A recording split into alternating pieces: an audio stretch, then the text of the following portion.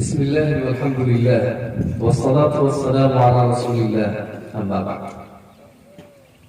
أولا أشكر الله سبحانه وتعالى الذي أتاح لنا هذه الفرصة، أي فرصة اللقاء في رحاب هذه المؤسسة الحبيبة. وثانيا أشكر رئيس هذه المؤسسة أستاذنا الأستاذ نصير الدين القاسمي حفظه الله تعالى. وهكذا أشكر جميع أعضاء هذه المؤسسة والطلاب أيضا. سمعنا عديدا من الخطباء، والله لا أجد كلمات كي يعبر عما يجيش في صدري تجاه المساهمين الذين أتوا وألقوا كلماتهم بأسلوب رائع. وما أحسن الخطبة، وما أحسن كيفية الإلقاء، وما أروع. لكن كانوا المساهمين أروع من ذلك، فبارك الله فيهم جميعا. أيها السادة والحضور، أنا كيف أنسى تلكم الأيام التي عشتها في كنف فضيلة الأستاذ نصير الدين القاسمي في رحاب هذه المؤسسة. مع ذلك أشكر أن الأستاذ دعاني للمشاركة في هذا الاحتفال رغم أني ما كنت جديدا بهذا، فأشكر لذلك كرات ومرات. وهكذا أشكر أستاذي نيك محمد الذي تلقيت منه أيضا عديدا من الدرس في اللغة الإنجليزية، فجزاه الله أيضا. أيها الحضور والسادة والطلاب خاصة، لا يخفى علينا ولا نحتاج، يعني لسنا بحاجة كثيرة في أن ندرك أن الخطاب هو فن مرموق، ولا يرزق الله تعالى أحدا إلا من يختاره بفضله وكرمه. وكما أعتقد أن الإنسان لا يستطيع أن يدعو أحدا من الإنسان إلى عبادة الله وتعالي الدين إلا به.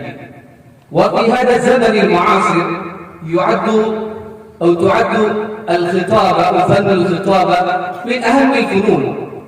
أضرب لكم مثلا: أما ترون رئيس وزراء هذه البلاد، تعلمون جميعا، هو يقول بنفسه: كنت بائع الشاي على المحطات. لكن كيف وصل إلى هذه المنصة الذي يحكم على البلاد بلسانه؟ هو يعلم، له علم ولديه صلاحية ومؤهلات في فن الخطابة، لذا هو يلقي الكلمات ولو كان هو يكذب، لكن يحكم البلاد. فنعلم كيف نعلم جميعا مدى رسوخ هذه الفن، يعني فن الخطابة. فعلينا جميعا أن نأخذ هذا الفن بعين الاعتبار. وإذا يكون الخطابة باللغة العربية تزداد بهاء ورونقا، لأن الله سبحانه وتعالى قد اختار هذا اللسان أو هذه اللغة المباركة لتنزيل كتابه العزيز، وذكر في عديد من الآية فضلها. لكن الآن الوقت لا يسعني أن يطول كلامي أمامكم، لكن فقط للتذكير أذكر الآية التي ذكر فيها سبحانه وتعالى اللغة العربية. يقول الله عز وجل في التنزيل: إنا أنزلناه قرآنا عربيا لعلكم تعقلون. وكذلك أنزلناه حكما عربيا، أي قرآنا عربيا. ولئن اتبعت أهواءهم من بعد ما جاءك من العلم ما لك من الله من ولي ولا واق. وكذلك أنزلناه قرآنا عربيا غير ذي عوج لعلهم يتقون، كتابا فصلت آياته قرآنا عربيا.